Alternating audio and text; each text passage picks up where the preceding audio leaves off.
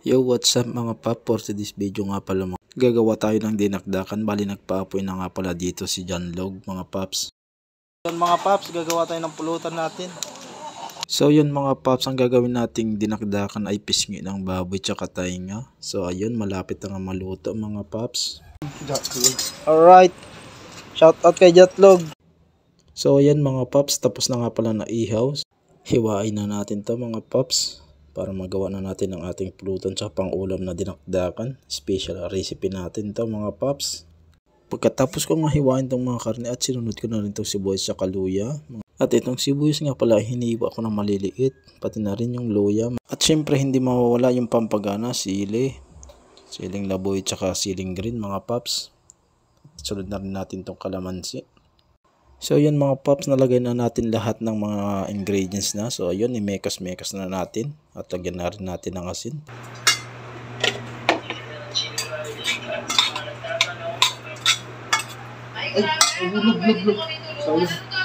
Tumalad. Boom.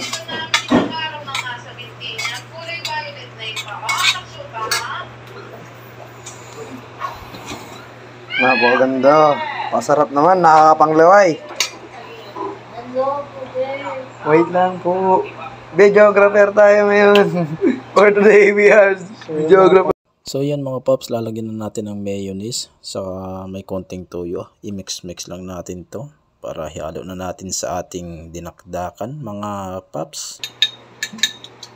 Mayonnaise ba yun o taho? Parang taho ah.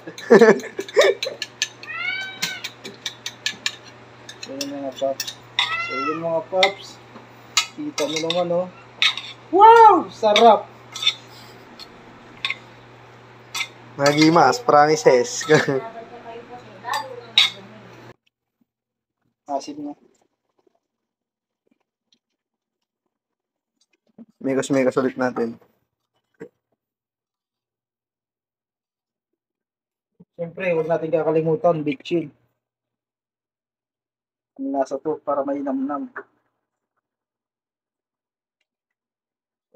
Yung mga tropa. Pwede mong gamitin sa pulutan, wag lang sa inuman.